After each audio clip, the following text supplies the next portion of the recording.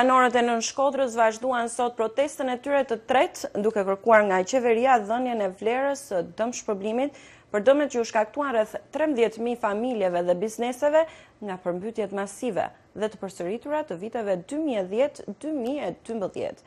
Megjithëse më të pakët në numër se në protestat e mëparshme, banorët u shprehën të vendosur se do të vazhdojnë protestën derisa qeveria të japë përgjigje kërkesave të tyre. Korrespondenti i Zërit Amerikës Plum Sulo përgatiti kronikën. Banorët e Nën Shkodrës protestuan sot për të tretën të shtunë rradhazi në kërkim të dhënies së vlerës së plotë të dëmeve që atyre ju shkaktuan nga përmbytjet e përsëritura dhe masive të 4-5 viteve më parë.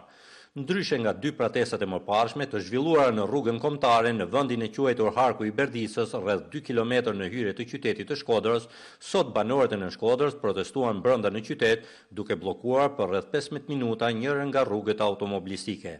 Policia nuk ndërhyri, por devijoi lëvizjen e automjeteve në një rrugë dytësore të qytetit. Megjithëse në protestën e sotme u tubuan më pak protestues se në protestat e kaluara, vetëm rreth 150 persona, protestuesit u shprehen për vazhdimin e tyre derisa qeveria t'u japë një përgjigje. Është një popull që proteston për damin e vet ekonomik. Proteston për përmbytjen e 2011-s. Dhe nuk i kthehet përgjigje që ka detyrshme kryeministri i vendit të kthejnë përgjigje këtij populli për damet. Po i nis me anë sekretarëve ata, nuk i përgjigjet popullit direkt. Ky popull kërkon dëmshpërblimin e plot.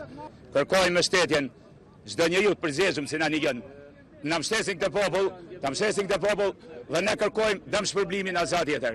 Protesta jone është ekonomike. Përfaqësues të banorëve të Nën Shkodrës u shprehen se megjithëse kanë kaluar 4 vite, gjendja e tyre ekonomike vazhdon të përkeqësohet për shkak të pasojave që lan këto përmbytje në bizneset dhe ekonomitë e tyre familjare. Jam një person nga fshati Obët. Unë kam pas i përmbytje në shtëpi, sikur të gjithë shokët, kam pas 1 metër ujë në shtëpi. Niko, edhe më kanë ardhur, më kanë ma llogarinë e damit. Vetëm biznesin më kanë vu 40 milion lekë para të vjetra, e sa kam marrë si lekë, se 7.000 sa pjonte. Po më kanë bos 40 milion. Asnjë lekë, 2 herë bële, si na kanë vetë 2010-2011. Jena shkatërru ekonomikisht dhe nuk po vehna në vi hala tash 5 vjet.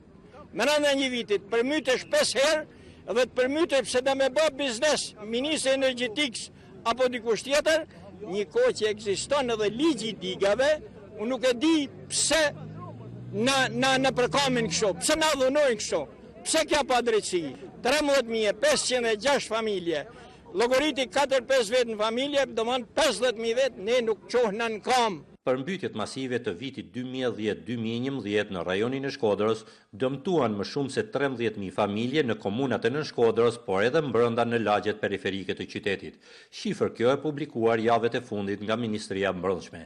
Ende nuk është e qartë se sa prej këtyre familjeve dhe bizneseve janë kompensuar për dëmet e shkaktuara dhe sa të tjera mbeten për të kompensuar nga qeveria shqiptare, e cila në vitin 2011 premtoi kompensimin e plot të dëmeve të shkaktuara nga këto përmbytje, si në banesa ashtu dhe në bujqësi dhe bizneset private.